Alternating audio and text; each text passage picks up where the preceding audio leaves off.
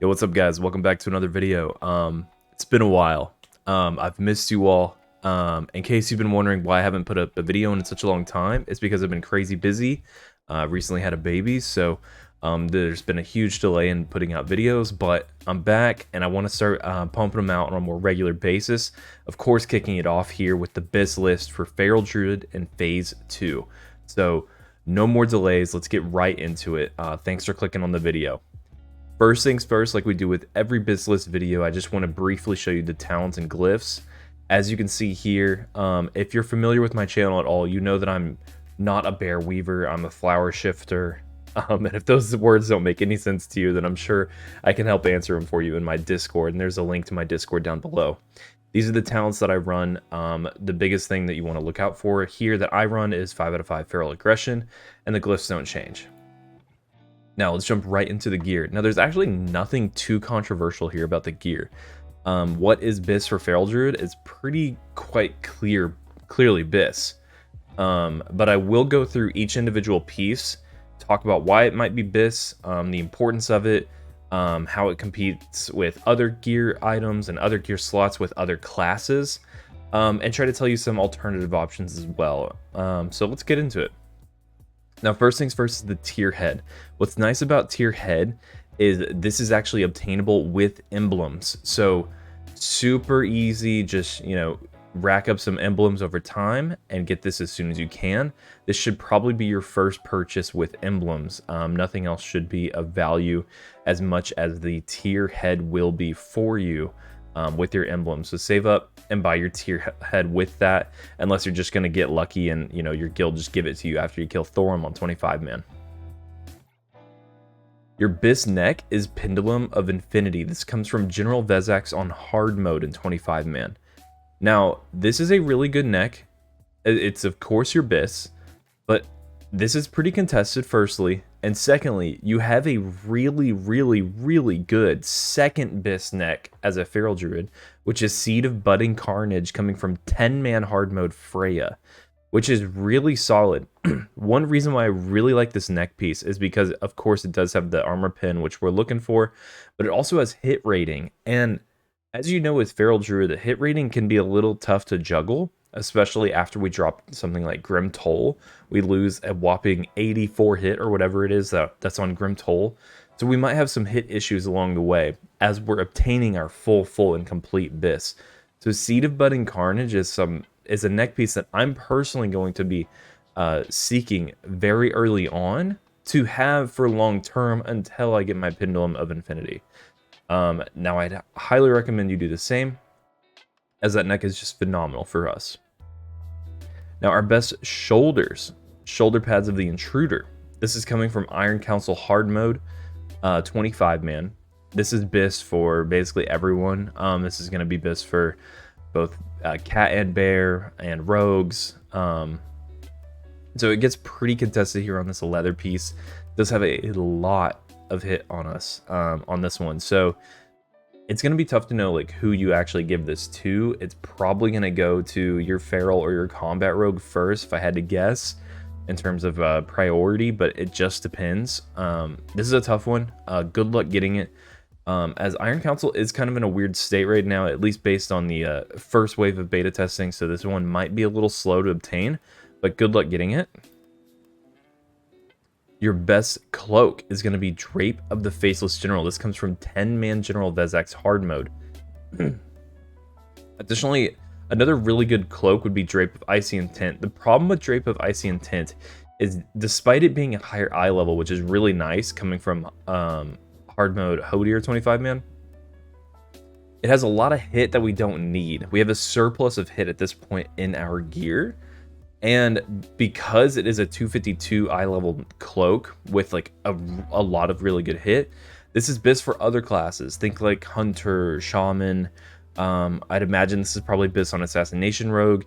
And so you don't really want to like put your name in the hat for Drape of Icy Intent when you can get a better cloak in your full BiS from 10 man. So I would pass on Drape of Icy Intent, let that go to another class. We'll get more value out of that. Embrace of the Gladiator. This is the 25-man Thorum hard mode chest This is BiS on a lot of classes, all the leather classes, of course, but I think even red paladins are looking at obtaining this if they're not going to go for their 4-piece. So this does get pretty contested. It doesn't have any hit on it whatsoever. So it's a pretty good choice, at least for a 1-to-1 in terms of replacing Chestguard of the Recluse. So hope that you can get this one early. It's going to be a really tough one to obtain, though. Next are going to be these wrists. These wrists are actually pretty easy to obtain. They come from 10-man hard mode XT. Nothing too much to say here, but it does have a whopping 52 hit rating, so the sooner you can get these, the better. One thing to say, though, is the solar bindings coming from Algalon 25. You would imagine just at first glance that these would be your BiS because they have expertise. They're 252 eye level. It's an Algalon loot. They are not your BiS this phase, but in phase 3, solar bindings are your BiS because you actually do want that 53 expertise rating, because that works better for your BiS list in phase 3. So eventually you do want to get your hands on solar bindings despite them not being your absolute BiS this phase. So do eventually get solar bindings. I do recommend you obtain them. You're going to want them eventually. Your BiS weapon, oh, I'm sorry, my cam is hiding this, is Dreambinder. Now, one of the reasons I was delaying putting out this video is because Blizzard took a long time to update the eye level on Dreambinder. They've updated it, and it is 252 eye level like we had hoped. This is a really, really good item. You absolutely should be prioritized on Dreambinder. There's no reason to not be prioritized on Dreambinder. As we've said in the past, Feral Druids get so much more attack power out of weapon upgrades than a Hunter might, thanks to talents. So because of that, you should be prioritized on Dreambinder, and it has a lot of armor pen on it, which is really, really, really good for us.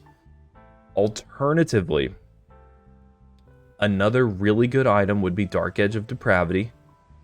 Although, the problem with Dark Edge of Depravity, despite it having 2 more attack power on it, actually a lot more attack power, is it has 73 hit rating and no armor pen. What we're looking for in this phase in our BiS is more armor pen so that we can hit our armor pen cap. And the last thing we're looking for is really hit rating, unless we're, just trying to juggle in between sets or we lose a lot of hit because of some random upgrades here and there. So if no one needed Dark Edge of Depravity, we were halfway through the phase and I just was in a weird situation with my hit, I would absolutely take Dark Edge of Depravity. But I would hope that the Feral Druid would be absolutely prioritized on Dreambinder. Moving from Journey's End into Dreambinder, you're not swapping any hit or expertise or anything weird that you want to be messing with. It's just a straight 1-to-1 weapon upgrade with a lot of armor pen and a lot of attack power on it. It's just a phenomenal weapon you should absolutely be prioritized for. And as you can see, this is actually where I'm gemming my tier. So you can see the enchanted tier here. Next up is going to be the tier gloves. Now, you should absolutely be prioritized for tier gloves. Here's the reason for that. The Feral Druid has one of the most powerful 2-piece tier set bonuses in this phase of any class. The increased proc rate of clear casting is extremely strong, and so Feral is up there in contention with classes like, Disc Priest, Mage, Enhancement Shaman, classes like that to get prioritized with tier. Now, when it comes to Vank tier that drops off of Memoron in 25-man, we're talking about Rogue, Death Knight, Mage, Druid. Well, all those classes want the tier gloves, except for Mage. And Mage should be prioritized for their 2-piece and 4-piece in every other slot, because their 2-piece and 4-piece is so strong, which means that Vank tier gloves, which are pretty hard to obtain unless you get lucky in VOA, should be prioritized to the Druid. So you should, in theory, be receiving the first Vank gloves that drop. You should be the #1 priority, because the Mage would use that as their off-piece, using the Pharaoh's gloves instead. So this should go to you. If you want to make a case with your Loot Council that you should be prioritized this piece, that would be really, really wise. As imagining if the Conch gloves dropped week 1 or week 2, and the Vent Glyphs dropped for you week 1 or week 2, let's say you obtain these and you had enough emblems to get your head, boom, week 1 or week 2, you have your 2-piece. That's awesome. That is awesome. That is big, big gains for you. So definitely want that. And you want your 2-piece going into the slots that's actually going to be your 2-piece BiS. You don't want to, you know, happen to obtain tier in legs, chest, or shoulders when you're just going to replace them later. Belt. We are going for Soul Devouring Cinch. This is 10-man Yogg, hard mode, belt, loss of expertise, double red socket, which is really good. This is kind of a no-brainer, just straight up the best belt. Also with these legs, Yogg 25-man hard mode legs. These are going to be pretty contested. Not only are they BiS for all leather classes, but they're also BiS for warriors too. So this one's going to be tough to obtain. I'd hope that the Feral Druid could get prioritized on it again here because it is so much armor pin, and they are hitting armor pin soft caps here in this phase. So getting them any piece that has armor pin on it that is their BiS should be a priority. I'd imagine if I was going to get prioritized any 252 eye level loot, obviously excluding Dreambinder here, but we're talking about you know, legs, chest, and shoulders, I would hope that you would get prioritized the legs first over anything. And maybe the rogue would get these shoulders first, or the rogue would get the chest first, something like that. You should, in theory, want to obtain these first. That would be the biggest upgrade for you. Footpads of Silence. These are actually crafted. BOE. These are going to be an absolute fortune for you to craft, as they require, I want to say, 6 runed orbs. So they will take a long time to craft, and if you just have deep pockets, go ahead and just buy it outright as soon as you can. It has a lot of hit rating on it, so just keep that in mind when you're working on your sets in between. If you happen to have a lot of hit rating on your gear already, a decent alternative is going to be the Rune Ironhide boots, at least as a temporary slot for your boots. These do have a lot of expertise on them, so just make sure you're not overcapping on expertise for any insufficient reason, and you can use these in the meantime until you get Footpads of Silence. As for rings, we actually have a lot of ring options, but your best 2 rings are going to be Brand's Signet Ring, which is going to be coming from every time you kill Algalon, the quest item that drops off him on 25-man. And then Band of Lights, which comes from 10-man Algalon. Again, another large portion of our hit rating is coming from this ring. So between all these random pieces that have hit rating on them, as you've noticed, a lot of them have like a 50-something hit rating on them. It's a lot of hit rating, so we really don't need to go for hit once we have our full BiS, because there's so much hit coming naturally from our BiS pieces. Alternative options of these 2 rings would be Brand Sealing Ring, the 10-man version, obviously going to be super solid, and you should, in theory, be able to stack the 10-man version and the 25-man version. So in case you didn't want to use Band of Lights because you had a lot of hit rating somewhere, you can just run double Brand. Loop of the Agile is super solid, especially if you don't need hit. Go ahead and use this. It's from 10-man Iron Council hard mode, so there's a good chance that when this does drop, that nobody in your group might need it. So just go ahead and slurp that up when no one wants it. And Godbane's Signet is another weird one. Definitely not BiS. Coming from Yogg, even Yogg just 25-man normal mode would drop this for us. It's unlikely that you would need the expertise, but it would be at least a decent side upgrade along the way as you are obtaining your BiS pieces. So go ahead and look out for that one too. If it does drop, don't let it get DE'd if you have something to replace it with. Now, trinkets. Obviously, big trinket here is going to be our Mjolnir Runestone. This is everything for us. This is a massive armor pen trinket. We'll be using this all the way through till ICC. Once we get into ICC, we'll eventually replace it. But in theory, you have to imagine yourself progressing ICC. You are going to be progressing ICC with this trinket. That's a massive deal. You could be killing 0% Light of Dawn with this trinket on, in theory, if you just got unlucky or your loot council didn't prioritize you on another piece. So this is a major piece for you. On top of that, this armor pin proc has, I want to say, over 150 more armor pin than Grim Toll. This opens up the opportunity for us to start getting armor pin soft cap. And as you've probably noticed, I'm gemming for a lot of armor pin on this gear. Let's go ahead and look back at that. So I have agility in some places and I have armor pin in some places. It doesn't really matter where I'm putting armor pin and where I'm putting agility. As you can see, I have 3 armor pin in my pants and 2 agility in my boots. All that we're looking for is a value. And the way that we find that is we take 1400 minus 1400 being the armor pin hard cap minus the armor pin proc from Runestone, which is 751. And that's how much armor pin we need to obtain, which I believe is 649 or whatever. We ended up getting 656 in this full BiS.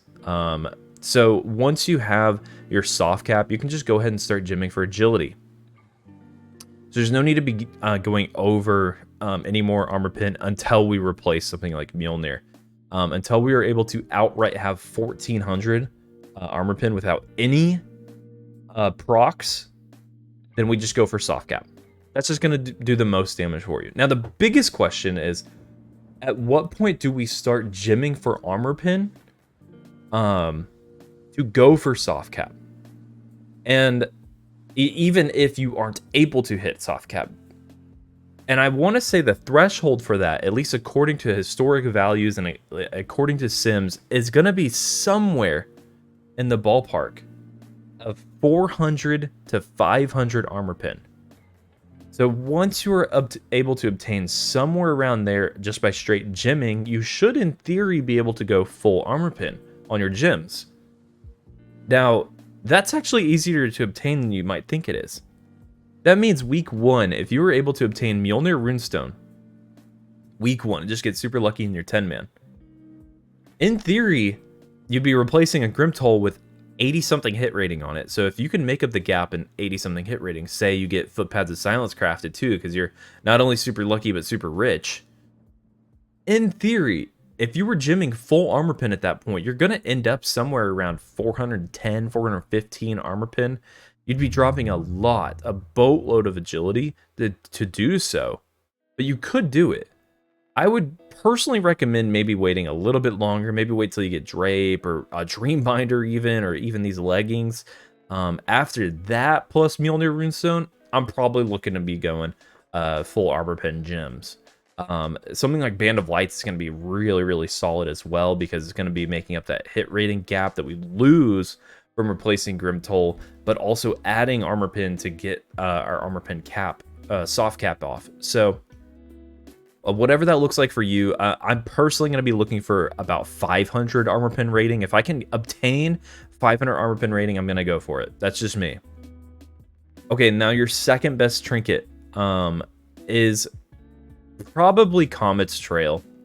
Probably. But for this video, and at least for my personal BiS, I'm actually going to go with Dark Matter. Now, the reason is because Comet's Trail is ridiculously, I mean, insanely good. I'm talking about BiS for the entire expansion, potentially, for certain few classes. Those classes being Unholy Decay, probably Enhancement Shaman, probably Assassination Rogue. Comet's Trail is godly for them. Absolutely insane for them. Meanwhile, Dark Matter is, in theory, just as good as Comet's Trail, if not better, if not maybe slightly worse. These two trinkets are so close in value that I would just take Dark Matter coming from Algalon 10-man instead of messing with the competition of Comet's Trail 25-man and just adding more drama to a loot council and all that. I'm taking Dark Matter. I'm going to go with Dark Matter here. Now, if you want to go for Comet, you want to buy Comet in your GDKP, you want to get Comet because you want to go with what's full BiS according to the sim, you know what, go for it. I'm not going to stop you. But I'm personally going for Dark Matter here, as I just think that's just the simplest thing to do and a really, really good value here. Which means, also, if we're going for Dark Matter, this is the first trinket that we use to replace our Darkmoon card Greatness. So definitely want to be looking out for the fact that we're replacing Greatness pretty quickly. As soon as we can get Dark Matter, again, coming from Algalon 10-man. Which means we could get that week 1 if we're lucky enough. And then, of course, with the idols, nothing changes with the idols. We're just idol swapping here between Ravenous Beast and Idol of Worship. So we just idol swap as we fight. Nothing changes there. And that's basically it for our BiS. I hope you guys got all the information you needed out of this video. I definitely talked way too much, and I should have just jumped right to the point. As with any of these BiS list videos, I will leave a link to them in the description down below for you. If you have any questions for me at any point, feel free to leave them in the comments and I'll try to help answer. And if you have any questions that you want to just ask me more personally or just get a better answer from, more detailed, just join my Discord. I'm on my Discord. I also have really helpful moderators on my Discord that can help answer many questions that you might have about Wrath or Feral Druid or anything at all. Feel free to join. Thanks so much for watching.